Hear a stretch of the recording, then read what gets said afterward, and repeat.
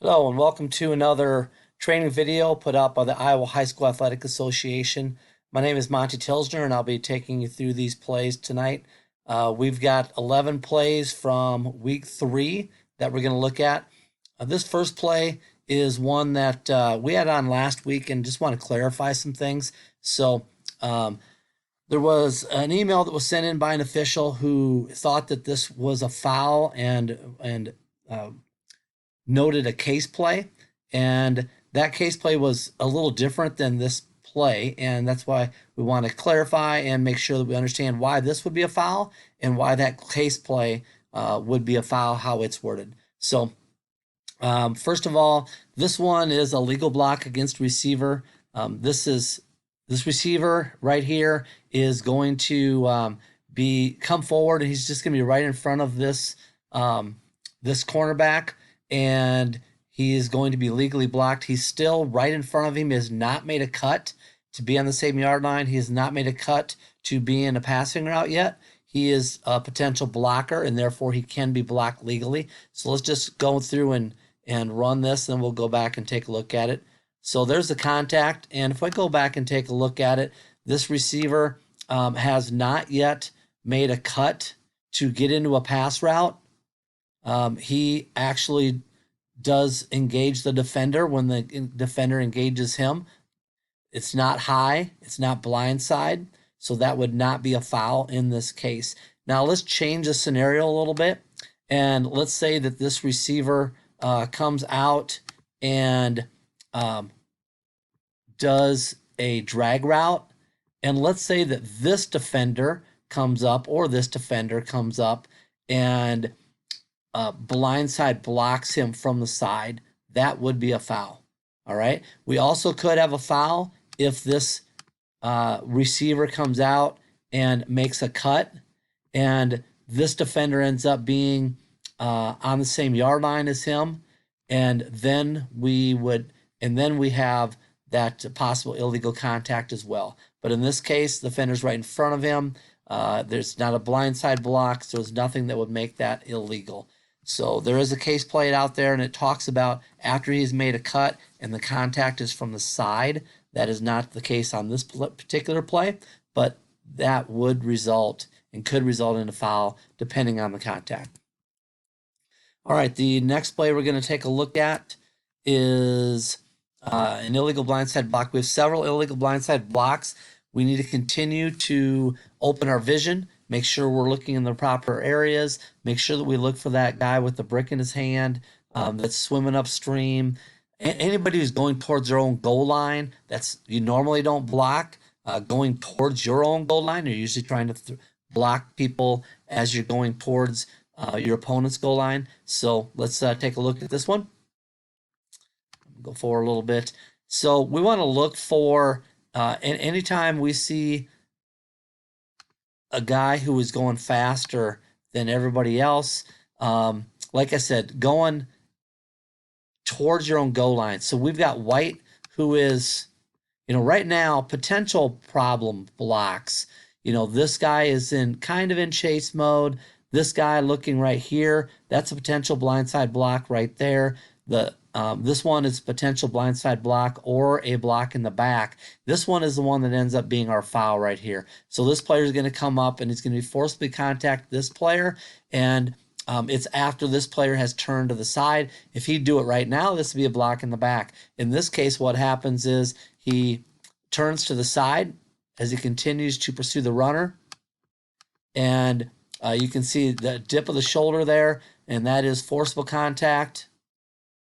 We do eventually get a flag from our referee. Not 100% sure if we get a flag for a illegal block a blindside block, illegal blindside block, or taunting. There was some taunting involved in this as well. But you see, we do get a call from our referee. If our referee is just processing, if he really has a foul for a blindside block or not, that's fine. Did go back. This does take back a touchdown. That doesn't matter. They want to get the touchdown. They need to have all their blocks be legal. The next snap was enforced properly, and it was enforced from the 26-yard line back to the 26. So good job by picking this up, by the crew.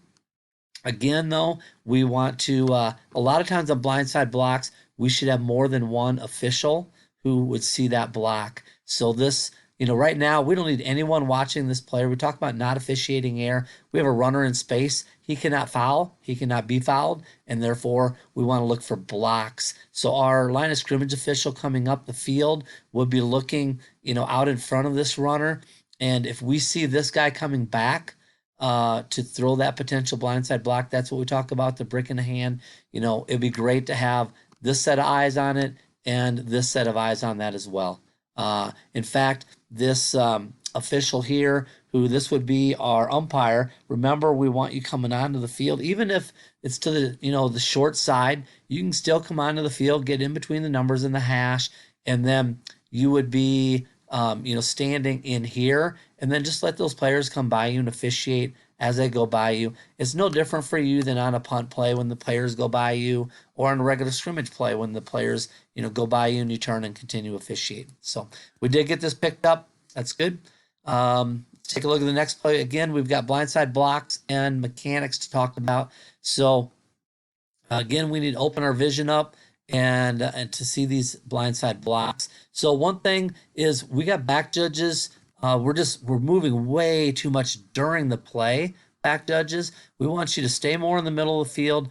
Probably never come outside the hash until the play's over. When the play's over, yeah, you need to come outside the hash, help get players out of the bench area and stuff like that. Use our triangle for ball relay and that. But on this play, if we're running that hard to get to the sideline or close to the sideline, that's when it's hard to see blocks. So let's just run this one, and then we'll come back and back it up. So you can see when we get the scramble and occur, right now, this is what I'm looking at as a potential blindside block. This would be a potential block in the back, possibly, okay? And we know that our line of scrimmage official is going to be, at this point, he's going to be watching this action against the runner, okay? But back judges, you're the number one guys who are supposed to be, helping out on blindside blocks. You need to open your vision and see these dead ball these personal fouls that occur. So our back judge, you can see we don't have him in the frame anymore. So let's just go back and see. You can see he's running to the sideline or close to the sideline, and now even the shadow's out of the play. Okay, but that's our foul that's going to happen right there. That is 100% a blindside block, one that we need to get called. So again, we got a player, brick in his hand, looking to, lay that guy out. He's coming back towards his own end zone again, and we need to pick that up. So right now, we've got our runner who's getting in space again. So our referee could be, should be looking ahead of this. Referee, you do not have progress. You do not have the action against this runner. That's our line of scrimmage official. So referee, we should have you looking there. But back judge, we want you to be still in the middle of the field, maybe over just a little bit in the hash. But you've got that look right there. And instead, we're somewhere over here. So just back judges, stay more in the middle of the field. Don't be running so hard. Don't get your eyes bouncing around. And hopefully we can see these blindside blocks. That's one that we did not get called, and one that we do need to get called. Here's our back judge, and he's coming up. He's almost on the sideline. So again, back judges, we would want you to be here, and then you can come in and help with that ball relay, help get players out of there, and so on. Okay? So again, we get multiple officials who could be seeing this action. Umpire, if you see this guy, umpire, if you see that, anytime we see a guy with the brick in the hand, we don't want to miss it. Blindside blocks really should often have 2, maybe even 3 flags on the field for them. Okay, this is our new rule: personal foul, illegal hits against defenseless receivers, and this is 100% a foul in this case. So let's take a look at this play. All right, so comment here is, officials, remember, we want you to be off the field until the play is over. Get that out of the way, sorry. So we do not need to come into the field here, okay? You're actually going to see things better if you stay off the field, have a little more distance between you and the players. So the ideal viewing angle is 8 to 12 yards, and we're crawling in here at about 4 yards away. So we're going to be a lot better position if we stay off the field, work in the white, come in the field at the end of the play. All right, so let's go ahead and run this one. And again, remember, we don't have to watch catch, no catch. This ball is up in the air. It's not down on the ground. We don't have to watch whether this guy catches or not. We're all going to see that. The guy behind him, the only foul he can commit is a DPI, right? And at this point, you already know that's happened or not going to happen. So this is the player that can foul. This is the player that can come up and target or have an illegal contact foul against this receiver. And remember, and there's our foul. I mean, that is 100% a foul. So let's talk about, again, what it talks about for this not to be a foul. First of all, to not be a foul, we need a wrap-up. We need him playing the ball, all right? Or we need not forcible contact. In this case, he's just trying to blow this guy up and knock the ball loose, so it's not a catch. He does the job of that, but however, with the rule change, this is a foul in high school football. Okay, this is different than college. In college, this would be a clean hit. It's not targeting, so we would not have a foul in college. High school football, per rule, this is a foul. We could have several officials who could be seeing this. Number one would be our back judge again. Okay, this official should definitely have his eyes on this action and be able to look through and make a judgment on it. This official here, could have a judgment on it, but our back judge 100% needs to have judgment on that play. Okay, so again, going through at full speed, last look at it. This is 100% a foul. That would be a 15-yard personal foul from the previous spot. So if we go back and take a look at where we're snapping the ball, from the 37-yard line, position 1. Remember, our ball position is position 1, position 2, 3, 4, position 5, and this would be 10 yards or 15 yards and enforced from position 1. So remember, as we talk about yardage, when we go by the 50, a lot of people will talk about, we're going from the 37 to the 47 to the 52. And when we say the 52, we all easily can piece together as the 48. But if we say we're going from the 36 to the 48, is that the negative 48 or the positive 48? Because that's another way we talk about it. But if you go from the 37 to the 52, which is 15 yards, it's really easy to know then what 48-yard line we're on. All right, next play. All right, horse collar tackle. So by rule, we have a horse collar tackle. If we grab the inside back collar, the nameplate area, or the inside collar of the shoulder pads or jersey, and abruptly pull the runner down. And big thing on this is, do not be too technical on this. Okay, this is a safety foul, so when in doubt, we have a foul. So on this play, we definitely have a horse collar tackle. We're not inside the tackle box. Okay, he grabs him in the nameplate area, and this is why this is a safety foul. If we take a look at this, the buckling of the legs here is, this is how guys lose. I mean, knees gone for the year. In this case, his legs end up getting taken out from under him, but that is by definition a horse collar tackle, and one that we could have multiple flags on.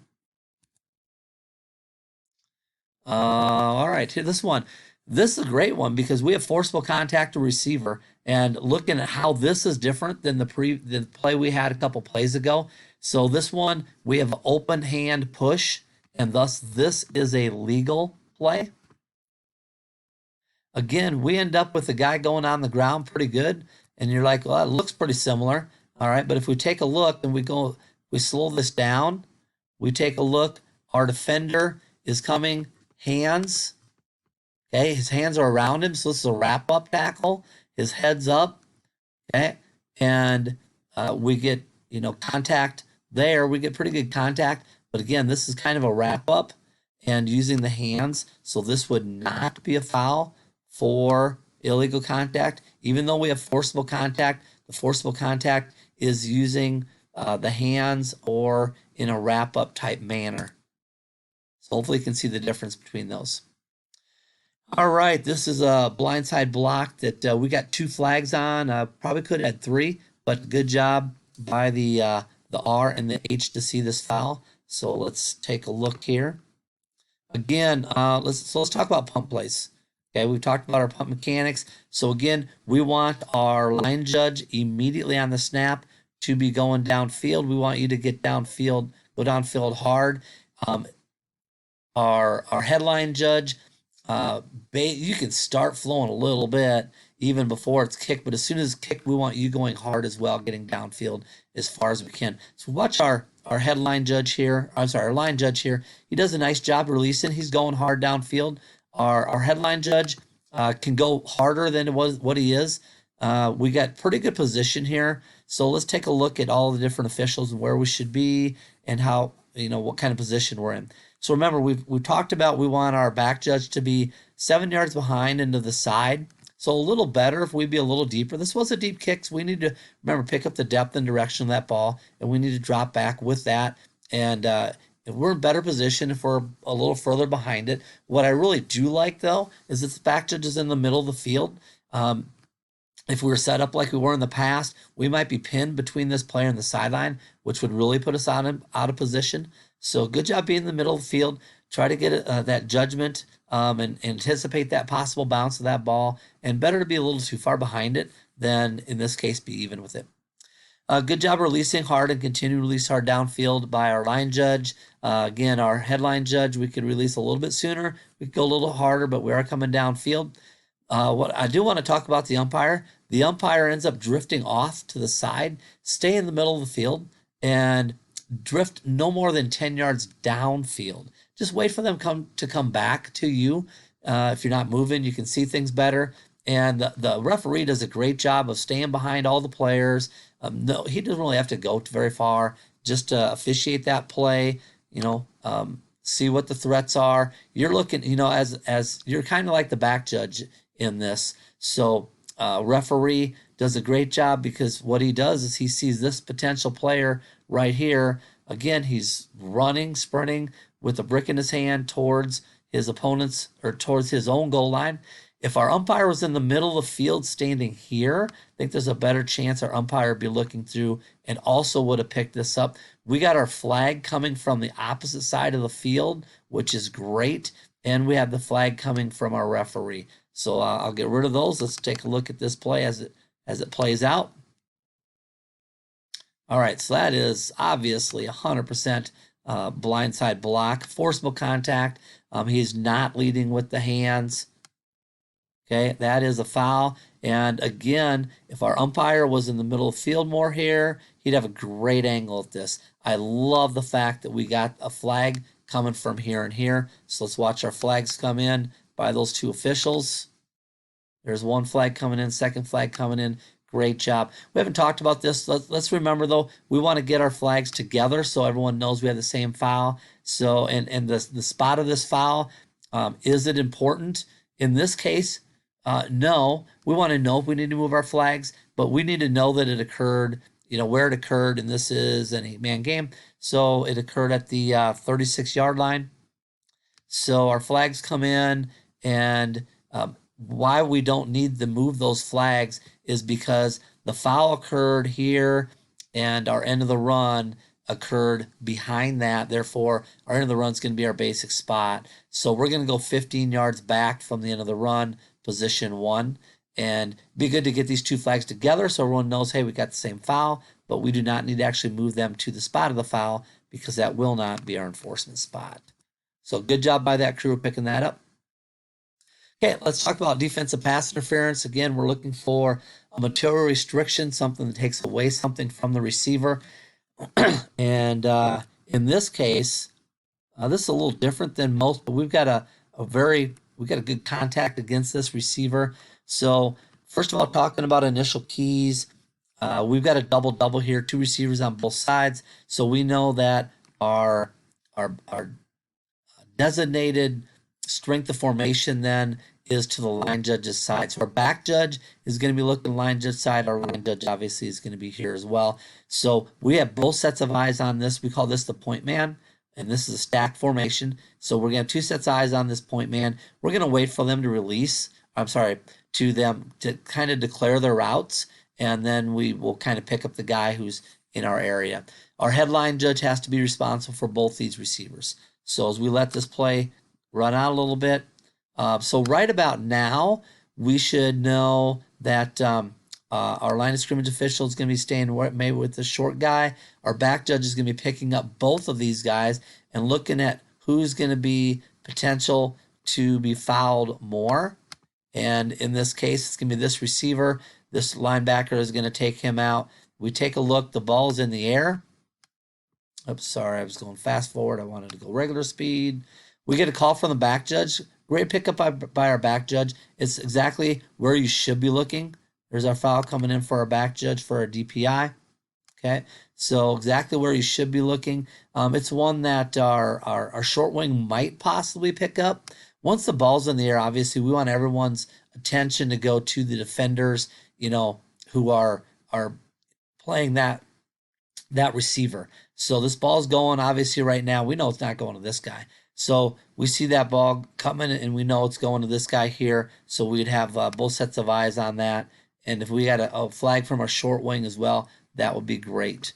But we do get a flag from our back judge. So we're going to have a 15-yard foul. That's going to be enforced from our previous spot, position 1. And we're going to go from the 48 to the 33-yard line, position 1. Incomplete pass, so our clock will be on the snap. Oops, sorry about that. Hold on. Okay, let's take a look at the next play. This play here. Okay, so let's talk about some penalty enforcement. We talked, I think it was last training tape, about increasing our threshold for holding fouls. And this is a hold that was called that I do not believe is one that we want flagged. But let's talk about it in regards to if we flag it, where we're going to enforce it from. So our run ends further upfield than where the foul is. So where do we enforce this from? Hopefully you already know our answer. We got a running play. So our basic spot's the end of the run.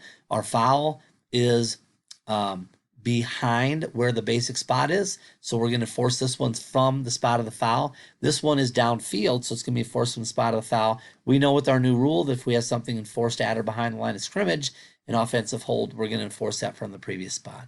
But let's just take a look at the play, and then we'll come back and dissect a little more in slow motion. All right, it's going to be right here against that player. And if we go back, it looks like, yeah, it looks like he grabs him and spins him. But if you take a look, be careful, because if a player spins, they'll a lot of times be trying to spin out of a block. It does not mean they're being held. This player contacts and he spins, and this is a push down. So he doesn't grab and throw him down. That would be a takedown if he did. This player is spinning on his own, and then we have our offensive player who is now just pushing him to the ground.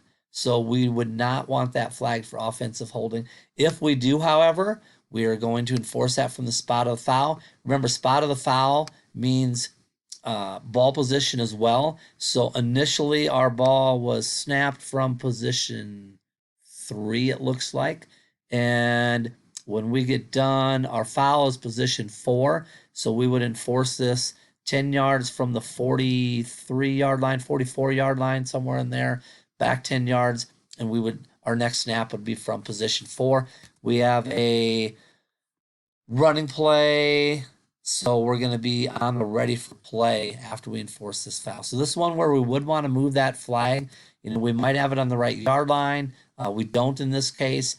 We want to move it to the right yard line, and we also want to get it in the right ball position. So we want to get that flag right in here, and we're going to go back 10 yards from that position. But again, take a look and see. I just don't feel that that's one that we want called. Increase your threshold for holding fouls. Make it be where you see a good grab and restrict at the point of attack.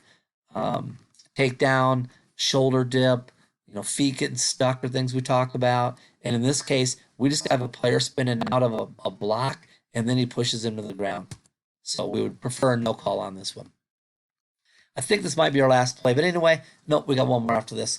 When in doubt, wipe it out. That is a statement that we use in football officiating at all levels. It'll make you a lot more consistent in ruling on catch no catch. So just remember, when in doubt, wipe it out. Make these incomplete passes, and you'll just be a lot more consistent. We don't want cheap turnovers. Okay, so you can see in this one, we've got hit. He's turning, gets hit, ball comes out, and we rule that we've got a catch and a fumble. And in this case, it is recovered by the offense. But even if it was, we don't want to give them that completion. If we're not going to give them a cheap turnover by saying it's a catch, no catch, and giving the ball to the defense, if they would recover, then same thing. We're going to award them with, this recovery for, a 10-yard gain. So just there's got to be an element of time involved in making this a catch. He needs to put this ball away, make a football move, and just anytime it's tight, just blow it dead. All right, just wipe it out. So when in doubt, wipe it out, and you will be a lot more consistent. All right, this is our last play, talking about onside kicks and what we need to think about. So we know that, back judges always anticipate it's going to be an onside kick, and then you won't be surprised when it is. Be right on that line. This back judge is in perfect position.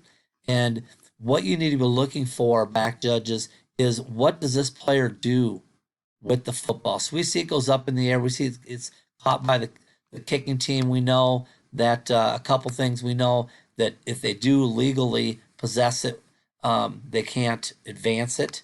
So this ball is going to be dead no matter what. But we have KCI on this play. Okay, we have catching interference on this play because we need to allow the in high school football, if this ball is pooched up in the air, that would be a legal kick. A pooch is legal, but we still need to have have the opportunity to make the catch, even if they're not in position to make a catch. In high school football, even if there's no one in position, which 24 was in position, but he doesn't go for it. But even if there's no one in position, this is a foul for KCI.